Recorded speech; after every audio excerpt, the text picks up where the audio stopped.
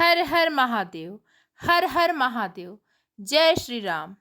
जय श्री राम। दोस्तों, राजा दशरथ के पुत्र राम नहीं थे। जानिए कौन थे राम के असल पिता। दोस्तों, यह प्रश्न सुनने में अजीब लग सकता है, लेकिन कुछ लोक कथाओं में ऐसी बातें कही जाती हैं। इस कथा के माध्यम से कर्म, धर्म और वचन के महत्व को समझाने का प्रयास किया गया है।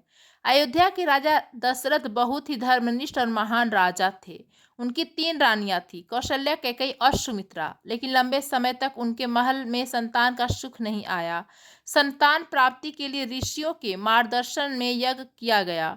यज्ञ के फलस्वरूप राजा दशरथ को 4 पुत्र प्राप्त हुए, राम, लक्ष्मण, भरत और शत्रुघ्न। लेकिन इस कथा में एक अलग प्रसंग बताया गया। कहा जाता है कि एक बार राजा दशरथ देवताओं की सहायता के लिए स्वर्ग लोक गए थे। देवताओं और असुरों के बीच युद्ध चल रहा था। राजा दशरथ ने अपने पराक्रम से देवताओं की सहायता की और विजय प्राप्त करने में योगदान दिया। युद्ध समाप्त होने के बाद दशरथ वापस अयोध्या लौट रहे थे। तब मार्ग में उनकी भेंट एक रहस्यमय पुरुष से हुई। वह पुरुष काले वर्ण का था और दशरथ की ओर पीठ करके खड़ा था। राजा दशरथ ने उनसे पूछा, हे पुरुष, तुम कौन हो? मेरी ओर मुंह क्यों नहीं कर रहे हो?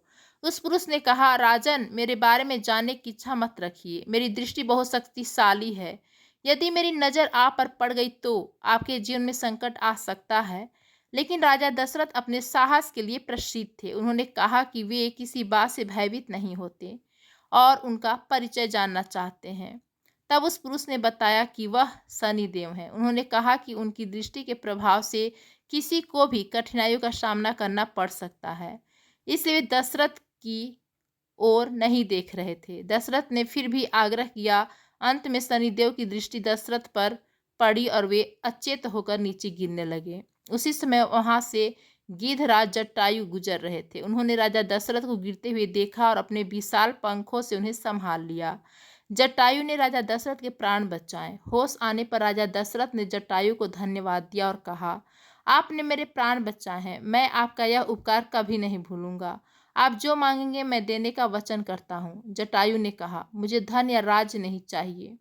यदि भविष्य में आपको पुत्र की प्राप्ति हो तो आपका पहला पुत्र मुझे दे दीजिएगा। राजा दशरथ ने वचन दे दिया। समय बीता और यज्ञ के फल से राजा दशरथ के 4 पुत्र हुए। जब राम का जन्म हुआ तो राजा दशरथ को अपना वचन याद आया। उन्होंने जटायु को बुलाया और कहा, हे जटायु, मेरा पहला पुत्र राम आपका है। लेकिन जटायु ने कहा, राजन, अभी समय नहीं आया है। आप राम का पालन पोषण करें। उचित समय आने पर मैं अपना कर्तव्य पूरा करूंगा। इसके बाद राजा दशरथ ने राम को अपने पुत्र की तरह पाला। आगे चलकर जब ऋषि विश्वामित्र अयोध्या आए और उन्होंने यज्ञ की रक्षा के लिए राम को मांगा तो राजा दशरथ बहुत दुखी हुए। उन्होंने कहा कि राम उनके प्राण के समान है। कथा में इसे इस बात से जोड़ा गया है कि राजा दशरथ के मन में राम के प्रति विशेष भाव था, क्योंकि उन्होंने जटायु को वचन दिया था। इसके बाद राम वनवास गए। वन में जब रावण ने माता सीता का हरण किया तब जटायु ने सीता की रक्षा के लिए रावण से युद्ध किया। युद्ध में जटायु घायल हो गए। जब राम और लक्ष्मण वहां पहुंचे तो उन्होंने जटायु को देखा। जटायु ने उन्हें सीता के हरण की पूरी बात बताई और अपने प्राण त्याग दिए। राम ने जटायु का अंतिम संस्कार किया। कथा के अनुसार यह एक पुत्र द्वारा पिता के प्रति किए गए कर्तव्य के समान था।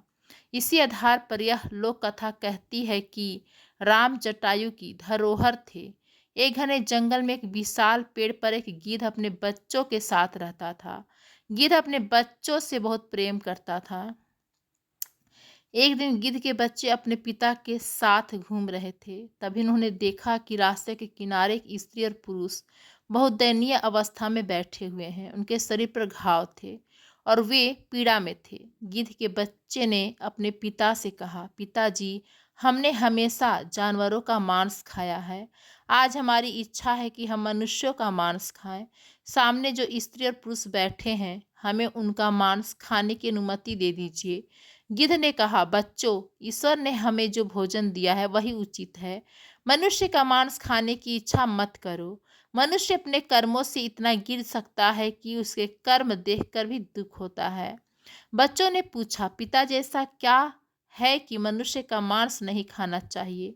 तब गिद्ध ने कहा, मैं तुम्हें इन दोनों की कहानी सुनाता हूँ। इन्हें जानने के बाद तुम समझ जाओगे। गिद्ध ने बताया कि ये दोनों पहले एक राज्य में के राजा विक्रमादित्य और रानी थे।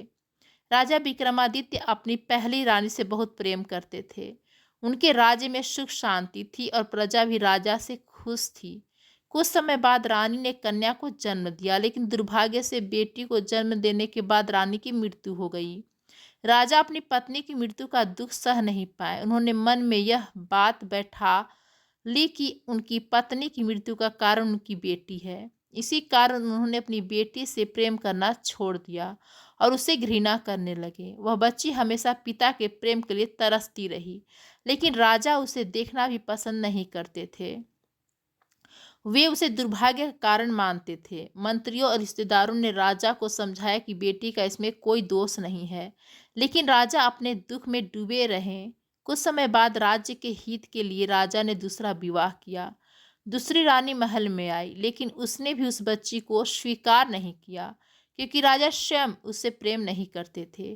धीरे धीरे समय बीतने लगा। दूसरी रानी को भी एक पुत्री हुई। राजा अपनी दूसरी पुत्री से बहुत प्रेम करने लगे। उन्होंने उसका नाम वैभवी रखा। वैभवी को राजकुमारी की तरह सभी सुख मिले, जबकि पहली बेटी, जिसे राजा कुलक्ष्मी कहते थे, उसे उपेक्षा मिली। उसे शिक्षा और प्रेम से भी वंचित रखा गया। समय बीता और दोनों कन्याएं बड़ी हुई। कुलक्ष्मी स्वभाव से शांत, धार्मिक और सहनशील थी। वह अपनी सौतेली माँ और बहन की कठोर बातों को भी चुपचाप सह लेती थी। जब दोनों के विवाह का समय आया तो राजा ने पहले कुलक्ष्मी का विवाह करने का निर्णय लिया। राजा ने कहा कि इसके लिए कोई गरीब और कमजोर लड़का ढूंढना चाहिए। राजा ने नाई और पुरोहित को आदेश दिया कि ऐसा वर खोजो जिसका कोई परिवार न हो। वे एक गांव पहुंचे जहां एक बूढ़ी महिला अपने अंधे बेटे के साथ रहती थी। वे दोनों भीख मांगकर जीवन चलाते थे। नाई और पुरोहित ने सोचा कि यही वर राजा की इच्छा के अनुसार है। कुलक्ष्मी का विवाह उस अंधे युवक से कर दिया गया। राजा ने उसे कोई धन या दहेज भी नहीं दिया। ससुराल पहुंचकर कुलक्ष्मी ने देखा कि वहां गरीबी थी। फिर भी उसने अपने भाग्य को स्वीकार किया और अपने पति तथा सास की सेवा करने लगी। उसने अपनी सास से कहा, आप रोज भीख मांगने मत जाइए, मैं कुछ काम करूंगी। उसने थोड़े पैसे से खरबूजे और तरबूज खरीदे और बेचने लगी। एक दिन वह मंदिर के पास बैठकर फल बेच रही थी। उसके पास केवल 2 तरबूजे बचे थे। उसी समय विधि और विधाता बूढ़े स्त्री पुरुष का रूप लेकर वहां आए। उन्होंने कहा, बेटी, हमें भूख लगी है, क्या हमें कुछ खाने को मिलेगा? कुलक्ष्मी ने पहले उन्हें पानी दिया और फिर दोनों तरबूजे उन्हें खिला दिए। जब उन्होंने पैसे देने से मना किया तो कुलक्ष्मी ने कहा, कोई बात नहीं, आपने मुझे बेटी कहा, मेरे लिए यह बहुत बड़ी बात है। उसने उनकी सेवा भी की। कुलक्ष्मी के प्रेम और सेवा से प्रसन्न होकर उन्होंने उसे आशीर्वाद दिया और थोड़ी सी भस्म दी। घर जाकर कुलक्ष्मी ने वह भस्म अपने पति और सास को दिखाई। पति ने कहा कि इसे घर के चारों कोनों में छिड़क दो और थोड़ा तुलसी के पास रख दो। अगली सुबह जब कुलक्ष्मी उठी तो उसने देखा कि उसकी झोपड़ी एक सुंदर महल में बदल गई है। धन संपत्ति से घर भर गया है। इसके बाद ही उसके अंधे पति की आंखें भी ठीक हो गईं। कुलक्ष्मी ने भगवान का धन्यवाद किया और घर में पूजा तथा कथा का आयोजन किया। उसने अपने मायके और बहन वैभवी को भी बुलाया। जब राजा और रानी वहां पहुंचे तो अपनी बेटी का वैभव देखकर उन्हें पछतावा हुआ। उन्हें समझ आया कि जिस बेटी को उन्होंने अपशगुन कहा था वही वास्तव में उनके घर की लक्ष्मी थी। वैभवी ने अपनी बहन से पूछा कि उसे इतना सुख कैसे मिला। कुलक्ष्मी ने पूरी बात बता दी। वैभवी के मन में लालच आ गया। उसने सोचा कि वह भी वही करेगी। वह भी फल बेचने गई। उसी प्रकार विधि और विधाता उसके पास आए, लेकिन वैभवी ने उन्हें अपमानित कर दिया और फल देने से मना कर दिया। फिर भी उसे भस्म मिली, लेकिन जब उसने उसे घर में छिड़का तो उसका महल झोपड़ी में बदल गया। उसके पास जो था वह भी चला गया। उसके पति ने समझाया कि यह सब उसके लालच और अहंकार के कारण हुआ है। कथा के अनुसार राजा और रानी ने अपने कर्मों का फल भोगा और उन्हें अपनी गलतियों का एहसास हुआ।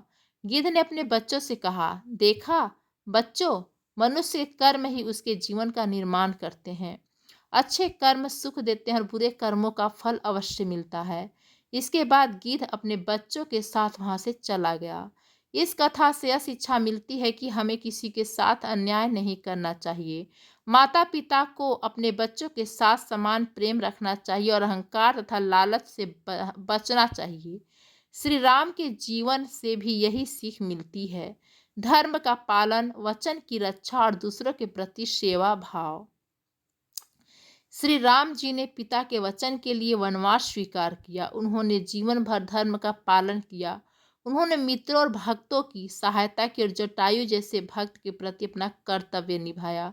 श्री राम की सबसे बड़ी सीख यही है कि मनुष्य को कठिन परिस्थितियों में भी सत्य, धर्म और कर्तव्य का मार्ग नहीं छोड़ना चाहिए। यह कथा हमें सिखाती है कि जीवन में धन और पद से अधिक महत्व अच्छे कर्मों का है। कर्म ही मनुष्य की वास्तविक पहचान है। दोस्तों, कैसी लगी आप सभी को यह जानकारी और हमारी कहानी? कमेंट्स करके ज़रूर बताइएगा।